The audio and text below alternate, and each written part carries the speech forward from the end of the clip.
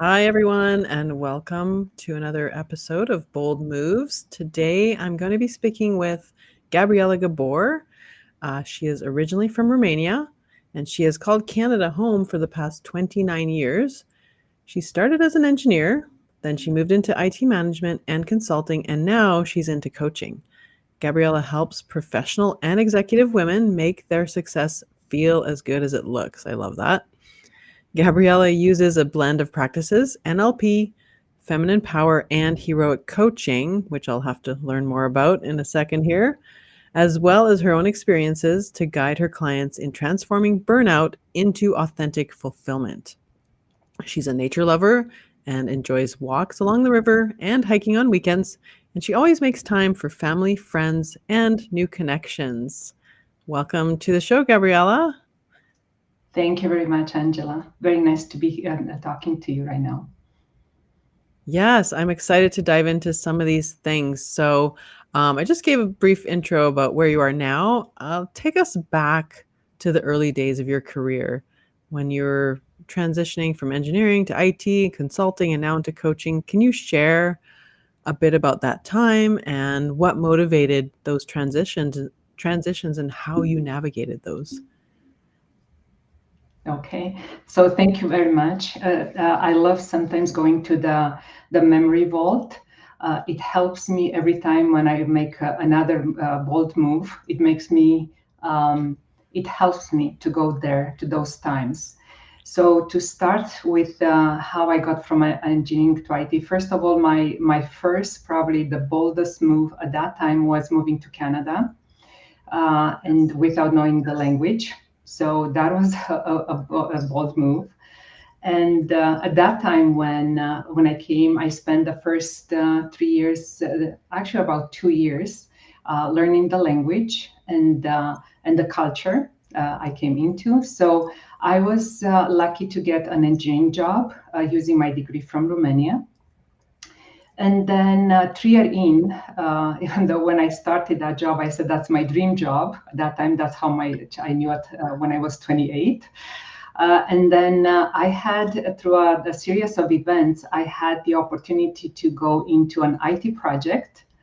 And that's when I made another bold move, is having taken the opportunity to go into IT. So from there, what I like about that part was that I felt that engineering was kind of a smaller world, and then IT exposed me to the business overall. So on top of that, I went and did my MBA to help me, and I decided to go into IT management at that time. Again, when as you progress, you think that's your dream. It's just part of the journey.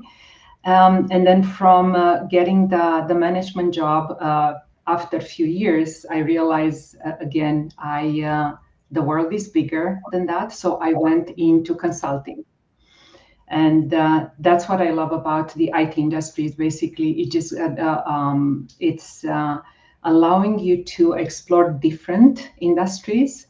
So I think that's kind of a theme for me. I just love how big the world is and how you just expand your horizons as you go. And then I've done consulting for a while, and during this time I had several opportunities to manage teams and programs. And then throughout this journey, I realized that I'm very passionate about coaching. So I was mentoring, I was coaching people, part of this. And then at the same time, personally, I was going through a major change in my life, which was a divorce, which everybody who went through that think, like, talk about like bold moves, all kinds of bold moves. And through that journey, I started studying. So that's when I started. NLP was one of the courses that I took, Feminine Power after that. And then recently, the Heroic Coach originally started with the intent to do my personal development and become the best version I can be. And then when I saw the impact I can make on other people's lives, that's when I decided that it's a career. So coming today's at my recent bold move is like becoming an entrepreneur or a solopreneur, which we know, Angela, how that world feels like. Yeah, so that's kind of, in a nutshell, my journey. Awesome. So it kind of sounds like entrepreneurship wasn't really initially on your radar, but it soon became something you became interested in because of the work you were doing with various types of businesses and different types of companies and the results you were getting them. So you really didn't kind of get into your career thinking, "Hey, one day I'm going to be an entrepreneur." Is that pretty accurate? Oh, Yeah, and it's yeah. interesting how you said, Angela. Is just it's.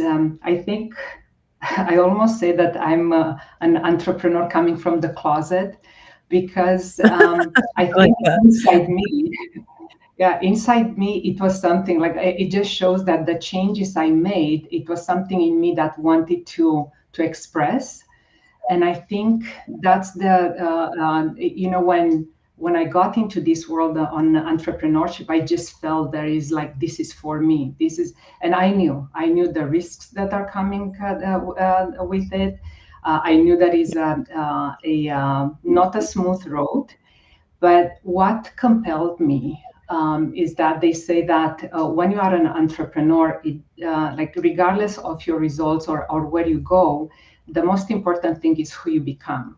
And I can tell you that, like, talk about personal development, all the courses and everything that I've done, becoming like being an solopreneur, it's beats all of, like, well, beats in a sense that I can see that everything that I have learned, it's coming to a test doing this. So, and I can tell you that it's, I love who I am, like, and regardless of the ups and downs. Yeah. Yeah, I second that. It's being an entrepreneur is like therapy because you learn so much about yourself. It really is.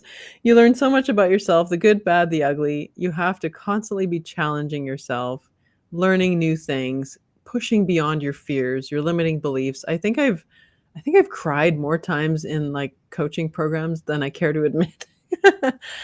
Doing limiting belief exercises and where do those come from and trying to squash them and just realizing a bunch of stuff about yourself. I even had one gal who I was sort of accountability partners with in a group program that I was in. She recognized in me, she's like, "Do you have someone of influence in your life who is a narcissist?" And I was like, "What are you talking about?" She's like, "I just see the signs. It was the same for me."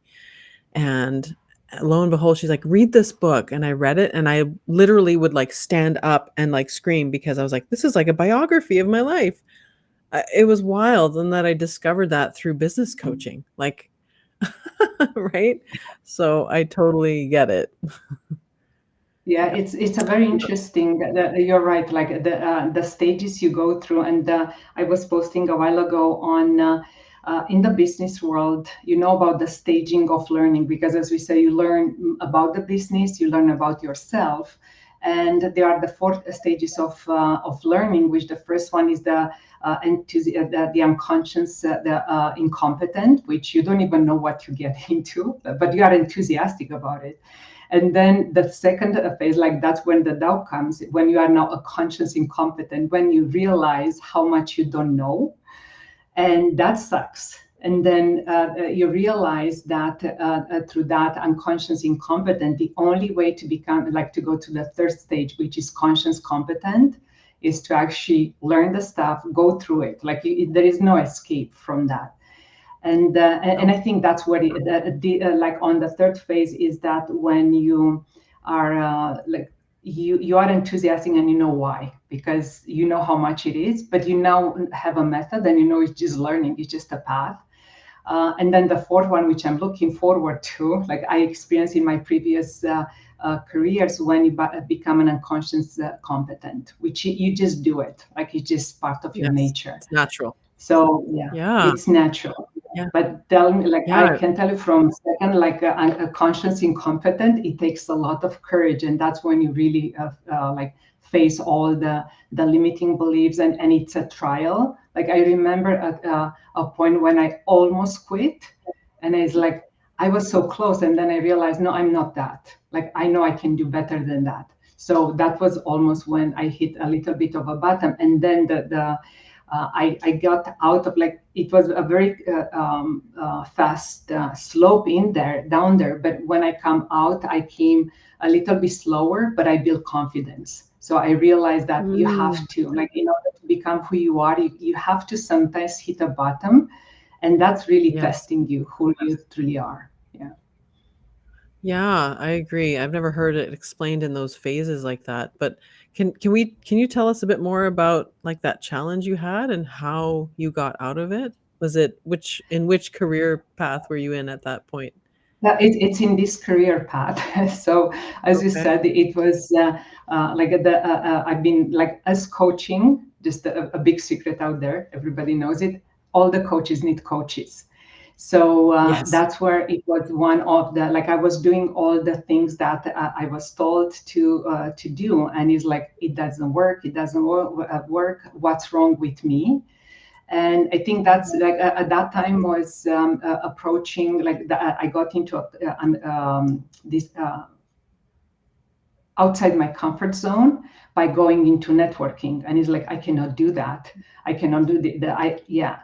So Mm, interestingly enough, it's like I realized it's a limiting belief. So I said, okay, and as I explained, the only way to do it is let's go through it. And I think we met in one of those networking yes, events. And we did. interestingly enough, it took about a month to me, and it was like from I think it's the limiting belief is when a lot of us are prone to is like comparing to others. And then I think Mhm. that's like in my mind, and it was all mental and in my mind. But going through the networking, I realized again that the world is big, and I was actually really happy to see so many inspiring women that yeah, they have gone through that. So interestingly enough, from saying at the end that when I went to that, like I cannot do this, this is not, I'm not meant to do that, to actually embrace, and now I'm looking forward to networking events, Mm, because I realize it's like it's who you portray in the world, that's what you attract. I think for people who are familiar with the law of attraction. So yeah. it's like the fear in me was going to attract and I realized it was mostly in me. So definitely once I open and I realize it's not a competitive world, we can look at this world as being collaborative, and there is a Mm, place for all of us, and we have our unique skill sets and talents. So that's when you realize, okay, it's not like that, it's a work for everyone, and I belong here. So as I said, to come from that down aside into I love networking, I'm looking forward networking events, that was a big journey. awesome. Yeah, I agree. The only way to get around it is to go through it. It's like it really is like therapy. You've got to just face your fears and I'm an introvert too, so doing this podcast, it's another, push for me. I'm not naturally just out there and, you know, talkative and all that kind of thing, but I like meeting people and I like, networking and I like pushing myself. I always have pushed myself like physically as an athlete, so it's like why not this other aspect of me too? So, and you're right. There's room enough for everybody and we're all different and there's no need to compare because why? I mean, there's clients enough to go around for everyone. People who are going to connect with you are not going to connect with somebody else and vice versa. So, and they're going to find out who you are anyway, so there's no sense in putting up a mask. So, because they're going to figure it out that people are quite intuitive and intelligent that way. So, there's no sense in just hiding who you are. And it took me a long time, far too long, to get into community and networking and just having other entrepreneurs around me. For a long time, I didn't even know anyone who was an entrepreneur, and that was really hard. And as an entrepreneur, it's very lonely.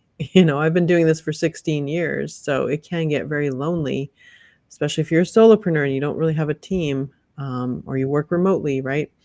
It can get lonely, and we all need to be inspired and we all need to be encouraged. So that's where things like community can come in and help us with those things. Yeah. So anyway, let's talk about how you work because I'm really curious to understand more about these three methodologies or whatever you want to call them, frameworks. Let me know. NLP, Yeah, feminine power, and heroic coaching. How do those components work yeah. together in your coaching sessions? And can you share something about those? Yeah, so it's actually, I realized that everything, again, there is a law of attraction, and there is also what happens in our lives is not an accident. So when I was drawn to the NLP, it's called neuro linguistic practices, and then programming, actually, neuro linguistic programming. I got into that because I realized that a lot of our limiting beliefs are subconscious. So some of my learnings were that I think the percentage differs. Like some people say 5%, some 10 is conscience of what we do or of our behavior, and the big 95% or 90 to 95% is subconscious. So that's I was very much attracted, and I realized that if you want to become, like, if you want to overcome your limits, it's actually, it's almost like it's hidden in your subconscious.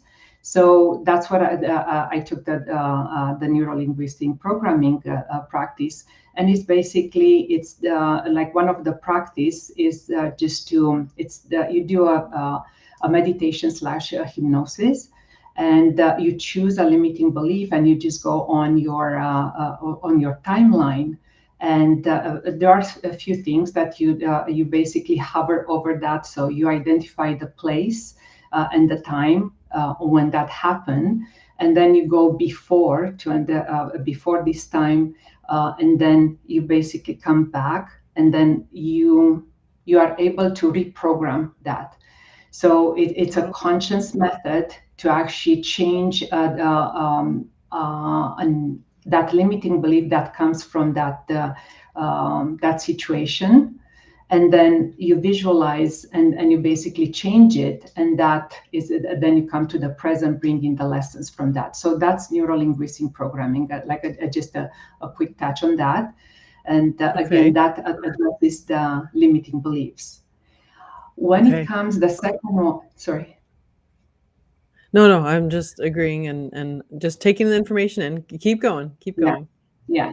So the next one that resonated with me at that time, it was the feminine power. And now I know, at that time, sometimes you just know, talk about the intuition. You are drawn to something, and I highly encourage, like, listen to your intuition. The more you listen, you see that it guides you. So through the feminine Yes. power, what I realize is that the world we live in is like, there are a lot of masculine traits. Like, we talk about competition, Mhm. for example. So competition is Yes. very masculine, goals Mhm. oriented, discipline. So if you look into especially the corporate world, those are, and sometimes even in the business world, those are dominant. And then Mhm. traits as feminine as collaboration, empathy, understanding. If you think about, they are not that popular, let's say, in the world. No. So that's when I realized that resonated with me, because I felt that something was off, and I realized that as a woman, especially, I was, let's say, embodying too many masculine traits, and it's basically, it Mhm. got me away from my nature. So that's one of the things that. So my clients are women, because I recognize that through my own journey, what it means to be in a male dominated and a masculine trait world. So that's Mhm. the feminine power. So I go through a lot of awareness around this. What are the masculine feminine traits, and which ones, and there is an exercise we go through to see which one they seem to be and displaying, and then slowly we are turning them, and we see there are a few exercises. Some of them are values, and remember who you are. So all that is to basically become the more authentic you, especially as women, as I said, in today's world. And the Yeah. heroic coach is interesting, because this is although I say it's a masculine trait, it doesn't mean that it's bad or good. So the heroic coaching that I took a few years ago, they actually reinforce the discipline. Sometimes you think that if you are intuitive and you can be spontaneous and do that, but discipline has its role. Like, and as we know that, like, as much as we have to be empathic and we have to follow our emotions, but it takes discipline actually to be consistent, especially if we want to become the best versions of ourselves. And that was the best learning, is basically in heroic. And heroic coach is using something that it's dear to my heart. So I always said I'm a modern philosopher. Somewhere in my heart there is a philosopher in there. And then to qualify that, a philosopher means a lover of wisdom. So Yes. that's actually the etymology. So it's not a theoretical. It's actually when you think about a lover of wisdom, wisdom comes with experience. Yeah. So that's Yeah. why, like, combining all this, and just to complete this explanation, is I call it the GG method, and combining all of them. And it's my own way. It's my own journey, and that's something that I'm passionate about, helping women, both in the corporate world or professional or solopreneurs, entrepreneurial women. It's a Mhm. method that combines all this, and it's basically I'm very big on authenticity. So combining everything and it's not. It's actually the method that I'm using is it's the big secret is that the treasure is within us. So as coaches, Mm. that's what we do. We just basically bring to the surface, and we help we'll have the other person to actually recognize those values and reconnect with their deeper self. That's so interesting. I love how you combine all these together. And yeah, I find that, I don't know, for me, I guess I am very competitive. I do have a much more masculine energy as a female than most females do, I find. And that, that can, I mean, it's good and bad. Like, it has its advantages for sure. But do you find a lot of your female entrepreneurs feel like they have to, because they're in business now, for themselves, they have to sort of tap into more of that masculine energy, and they feel like they have to leave their feminine characteristics behind in order to succeed in business? Or how do you find that they're thinking about this when they're coming to you? Yeah, I think what I found a lot is that there is no awareness. So Mm, a lot of women they don't even know that that's happening. So in the program, I have a comprehensive program, and that is the first step is actually bringing awareness and bring a light to this and understand, because it feels like something is missing, something is not working. Many times, successful women have affected relationships.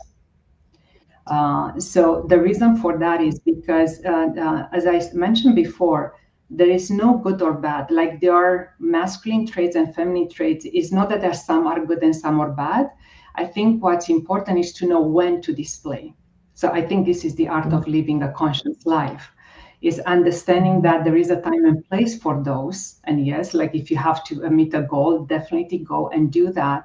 At the same time, you have to understand how to decompress, how to get into that feminine energy, especially when you are in a relationship.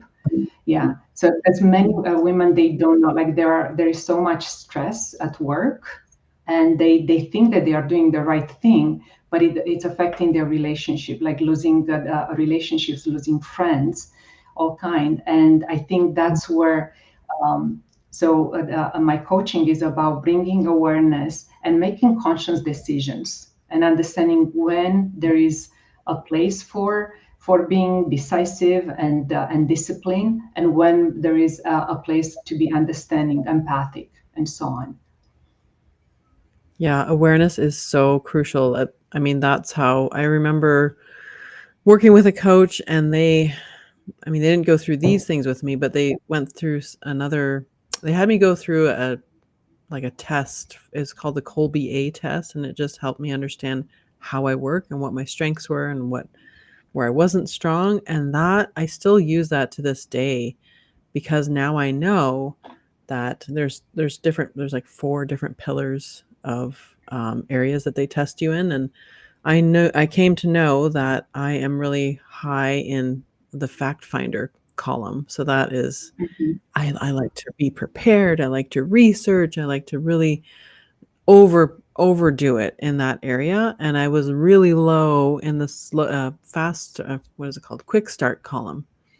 So I needed to balance that out. So now when I know I'm just getting too deep into research mode, I need to give myself some parameters. And because I know I'll go too far and then I'll never launch the thing, I'll never do the thing. Mhm. So really being aware of like what you're doing, where you lack, where you're strong is really key to getting things done in business. So I love that you start there with your clients. Um, is there any examples You you can cannot. share? Sorry, go ahead. Um, Go ahead. Sorry, that I was just there. It was something that you said, and I was going to complete. Yeah, Yeah. go ahead. So on the coaching, as you said, like there are so many coaches out there, and I think everybody has their method. And something that related to what I said before about feminine traits and masculine traits, there is actually another dimension to that. There are positive and negative traits. Mm. So, for example, you mentioned overthinking. Believe it or not, that is an unhealthy feminine trait, Yeah, which that's is me. interesting. Yeah, well, and, Yeah. and it's interesting because you think that thinking is like it's more masculine. No, it's actually overthinking. It's part of the unhealthy feminine trait. And I think Yeah. that's one of the things is women tend to be. So there are two things. Is there is actually a reality is like a woman who displays the same behavior in a situation. 70% of the women will be perceived as aggressive, but a man acting exactly the same thing in a similar role and situation, it's only 7% of them will be viewed as aggressive.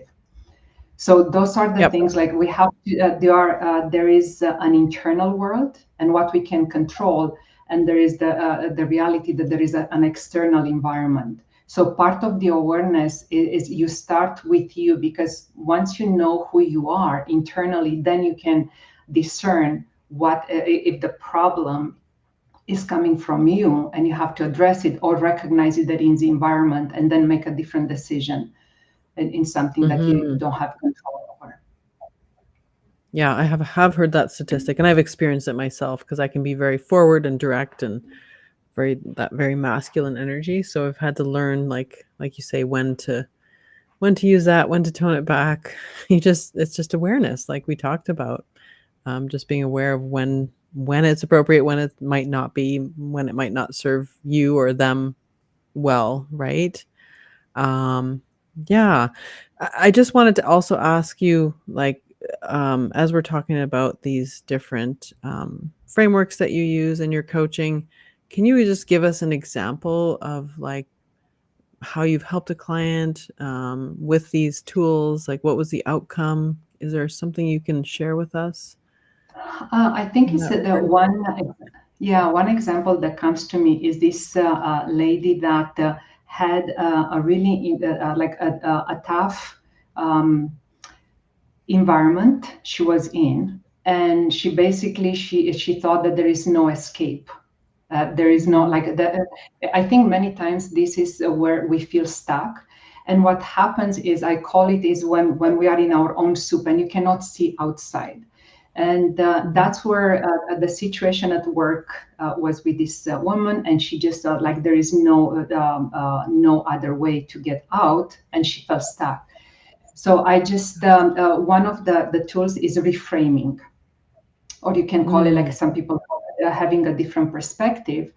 And then so we work on that, and we work like who are the players, what is the situation, and then I just gave her another way of looking. And basically related to what I said before is like recognize what's in your control, and what you can do. And then she recognized that it was actually that what we call the limiting belief, that she was stuck in her own mind. And the moment she saw that it was internal, and she could, they are like just changing that and reframing the situation, she suddenly said, "Oh, that's just like I can do that. Like there is a different way of Mm, dealing with this." interesting. Yeah, it's funny how we don't see things when we're in it. We need that external perspective to help get us out of different situations, right? That's awesome. Yeah, Okay, and well, I that's think what people have a happened. good idea. Yeah, Yeah, go ahead. sorry. Sorry, I think there's a bit of a delay.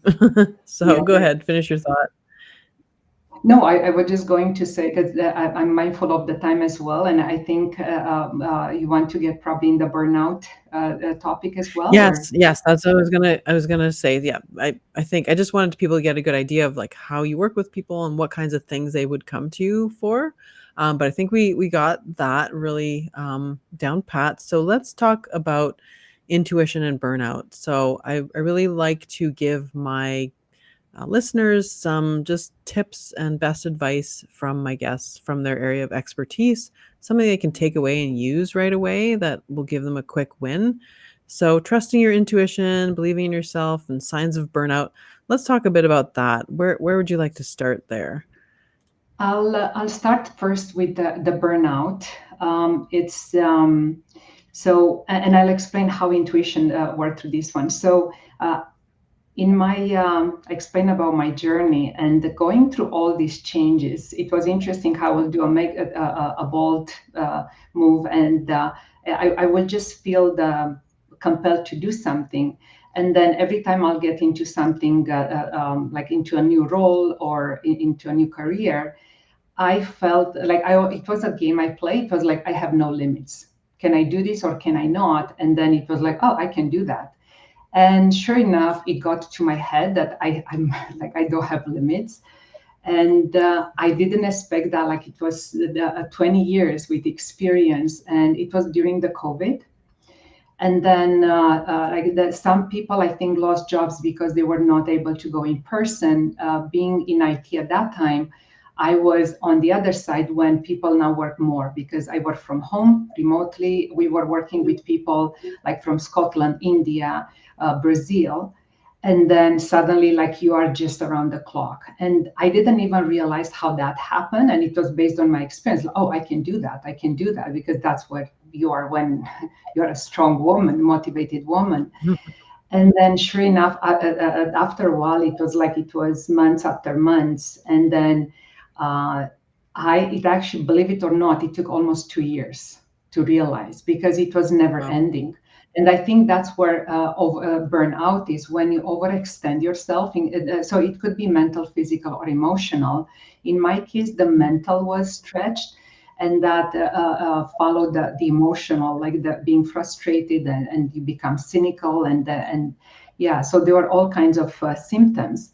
But coming back to how interesting is how when we are down with our heads down and the mind is just going just in our mind, and then my intuition was like suddenly I could feel that something is not right, like this is not right, no Mhm. matter what I relate to what it happened in the past. And guess what, my ego took a hit because it was, oh, I do have limits.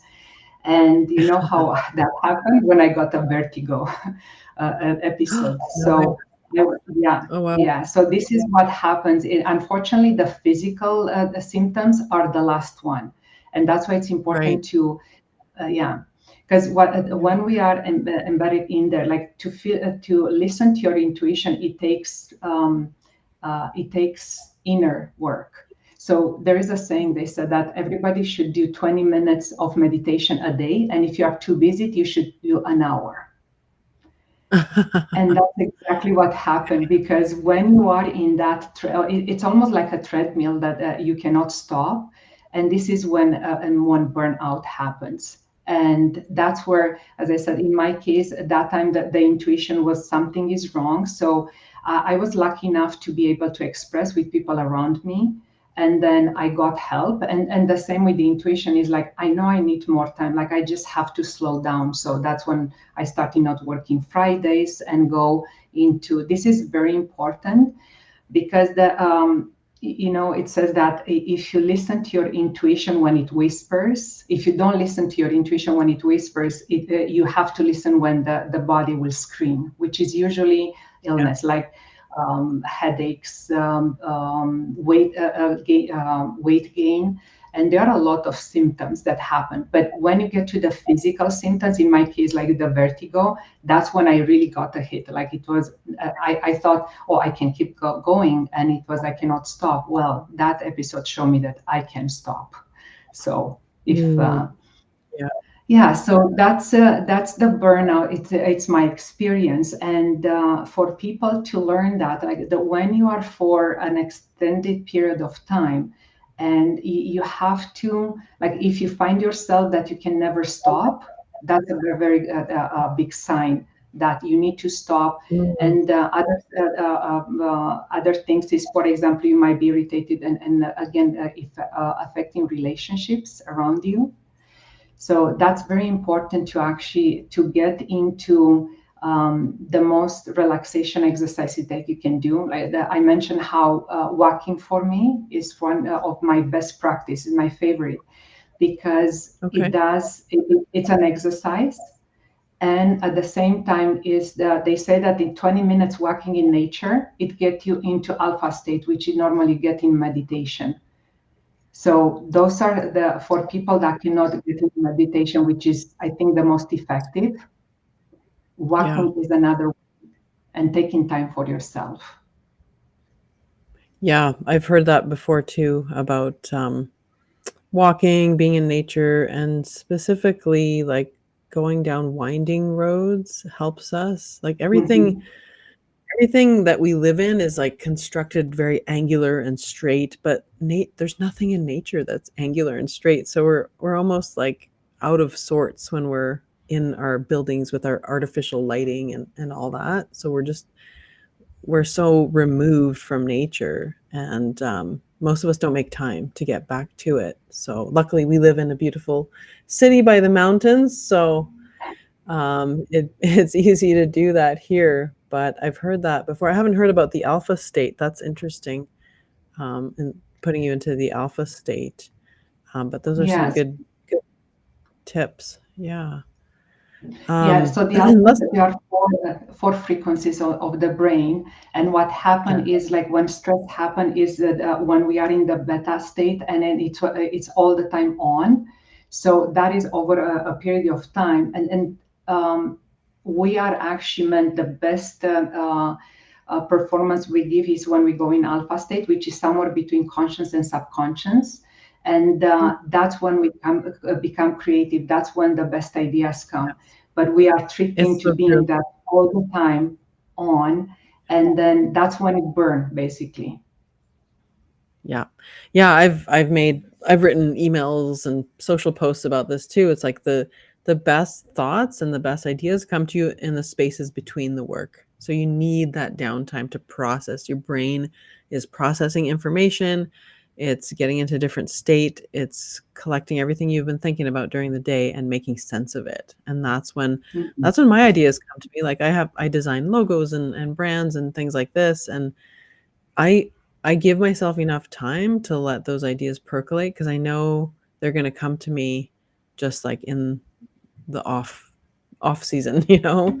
They're going to come to me Yeah. when I'm least expecting it, when I'm doing something boring, when I'm vacuuming, when I'm grocery shopping or something like that, right? So we need that downtime. We need to recognize that we do need it. Yeah. Yeah, on that note is actually one of the things, the biggest learning in the NLP is the your subconscious actually has different roles for you, and then one of them is to protect you. And that's why, like, if you are in the on mode all the time, is actually you are less productive. But when you slow down, the subconscious is like, now you can deal with this, and that's where when dealing with a problem can come. You think over it, but you have to take the time, and then Mhm. your subconscious basically will come. Like it can. They said that even for people who are into dreams, many times, like you let a problem and the subconscious, sometimes it comes through a dreams, or it Yeah. sometimes comes, as you said, to like a hint and intuition. But for all that, Yeah. we need to have that quiet time. Yeah, and that's Yeah, we probably the do. biggest thing of burnout, is recognizing you are on what you are on all the time. And as you said, so listening to your intuition and make your well-being a priority. Is like, I Yeah, cannot which is stress hard. enough how it's hard, because the society and the culture think like it's selfish, and it's not. Yeah. It's probably the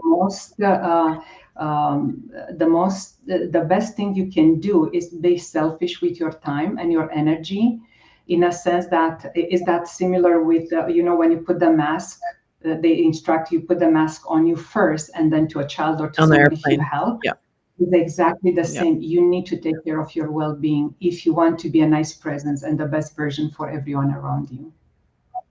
Yeah, you're right. It reminds me of one of the points in that book, The 7 Habits of Successful Highly Successful People, and he's talking about the goose that lays a golden egg, and if you overwork that goose, that's Yeah. that's everything, right? So you're the goose that's laying the golden egg, and if you don't take care of that goose, well, your whole operation falls apart. So I've always made it a priority to be healthy and eat well and block off like this I'm when I'm working, I'm working, when I'm with my family, I'm with my family, but I know not everyone, you know, has that at the beginning, especially. But I just recognize that we are connected mind, body, spirit. And as you say, like even it'll manifest in your body and your physical health when you're not taking care of other areas of your life. So yeah, just making sure like I exercise every morning, even if it's just 15 minutes, something, we got to move, right? Because I've been in this a long time and I don't want to wreck my health. I can't take care of my clients if my health is out of whack. So thank you for the reminder. Let's move on and talk about intuition as well, because I feel like I'm a very intuitive person. And I think it comes a lot from my background of, like I mentioned before, having that person in my life that I was always kind of having to be on guard around and to, kind of look for warning signs.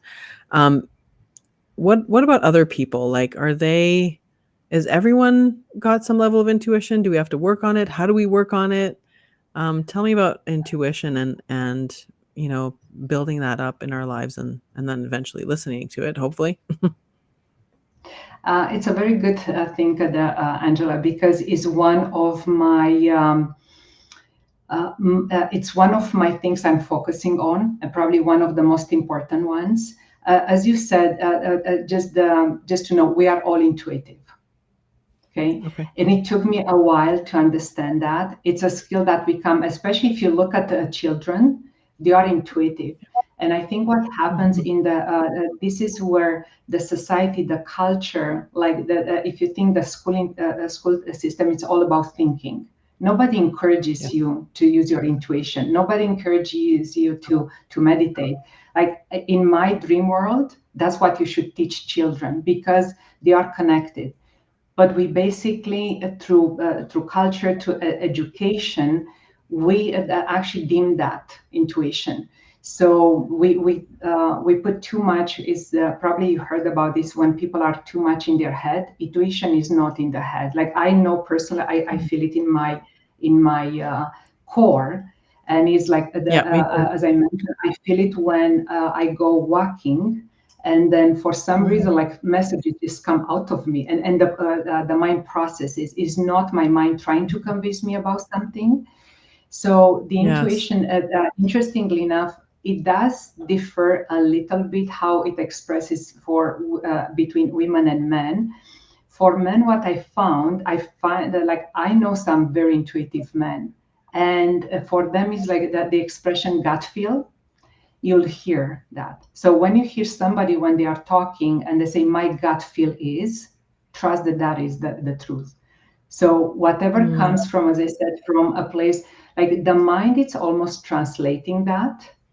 But there is that gut feeling. It's actually probably the most common way of expressing what intuition is.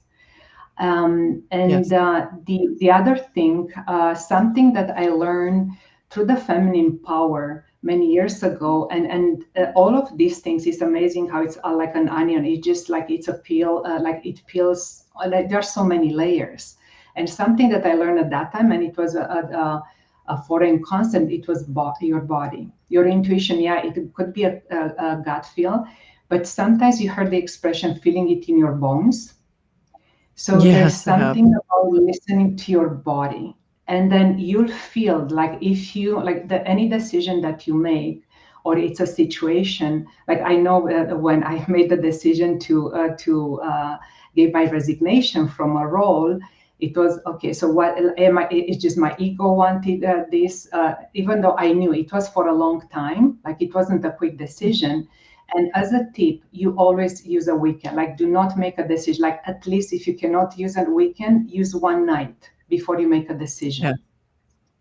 And Mm. like after a good night's sleep, you'll see like the first thing that come. Like speaking about the alpha state, that's the state. Like just when you get up, those are the things, the thoughts that come in that state. That's your intuition.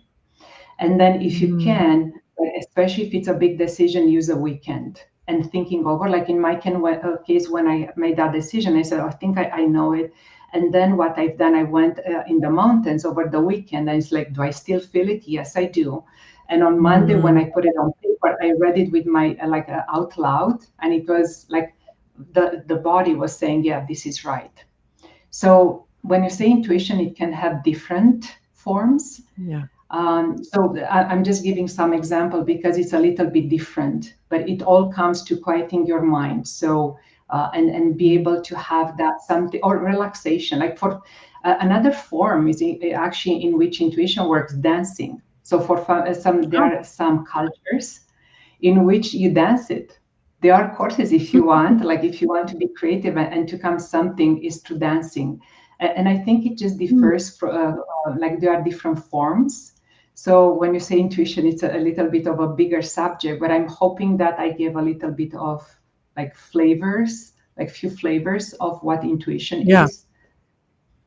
Yeah. It sounds like it's different for everybody, and that must be why I like Zumba so much, 'cause I'm dancing Absolutely. through my issues. Oh, funny. That's Yeah, awesome. Well, because that's like really good our advice. body has, yeah, so the wisdom and the body has an intelligence. And I think that's what Mm. you do. And the society, the Western society puts so much emphasis on the thinking and the mind, Yeah. but that's not the golden egg is actually the golden egg is like as I said, in the subconscious. So the trick is like with meditation, walking, and all this dancing is getting off your mind and make sure that you do, because in the mind is almost like a hamster wheel and you don't get Mm. anywhere in that hamster wheel. So if you Mhm. get down into your body, the body, you'll be amazed. And as I said, foreign concept about 10 years ago, I cannot tell you Yeah. how much I know now about how it Yeah. means to feel with your body. Yeah, that's amazing. Yeah, I know whenever I trained kickboxing for a lot of time, and I know whenever I was there, I was just not thinking about anything else. I was just into it, and it just makes you feel good, and, yeah, you just get out of your head and, are doing something with physical with your body. It's a totally different experience, and it helps you process those other things too. So that's interesting that you mentioned dancing. I love that. And yeah, I have my intuition comes to me. I call it my lightning bolt moment because it feels like a lightning bolt is hitting me from the top of the head and it goes down like this and it hits me in the gut. It's weird, but that's when I know. So it is different for everybody. So you can put that one on your list too when you're explaining it to other people. I It might will, feel like a actually, I lightning will. bolt. That's awesome. All right. Well, I one more question for you, and I like to ask guests this question, and even when I'm, collaborating with people, but I would love to know, what do you think is your superpower? My And I know I'm putting superpower. you on the spot here, but yeah. Yeah, it's interesting because I was called before and I almost choked. I think the superpower I have is it's my like being a paradoxical person. So one thing I think is so I do have a super active mind, which served me at some time and disturbed me at different times. But it comes like I have a very much uh, like I'm glad you to talk about the intuition. You can call it intuition, spirituality, faith, whatever it is. But that's my superpower, to actually translate the material world and everything that happens around us with the internal, more spiritual world. And Mm, I thought it's a paradox. For me, that's who I am. And then mm, combined with that, like in more practical terms, I have this capacity to like not overthink, but think about something from so many angles, and grasping a complex item or topic, and then bringing it down to a more elegant and simple solution. So I would say that's my superpower. interesting. Okay, thanks for sharing. So, where can people find you, support you, and connect with you online? Where can we send them? So there are different ways. Like if you Google, like if you go into LinkedIn, is Gabriela Gabor, so you'll find me very quickly, or in Facebook. And I have my own website. It's Gabriela Gabor, just one word, Gabriela Gabor. Yes, .weebly.com. So that's one my website, and Okay, you'll and I see know there. you're yeah, sorry, I know you're offering something as well. Do you wanna let us know what your latest offer is? Yes. So if you go into the website, you'll see a 4-week course. So it's starting on October 2nd, and it's called Finding Meaning Where You Are. So it's a 4-week live online course. It's actually a combination. So it's going to be a little bit of a course, teaching as well as coaching and some exercises. Awesome. Well, check out Gabriella's website, and if this interests you, sign up for her course that's coming up. And I want to thank you, Gabriella, for your time today and for sharing all these insights with us. Thanks for being on with me. Thank you very much, Angela. I really appreciated the time spending, and I'm hoping that it had value for the audience. Yes, I'm sure it did. Thank you so much. And we'll see Thank you. everyone on the next episode of Bold Moves.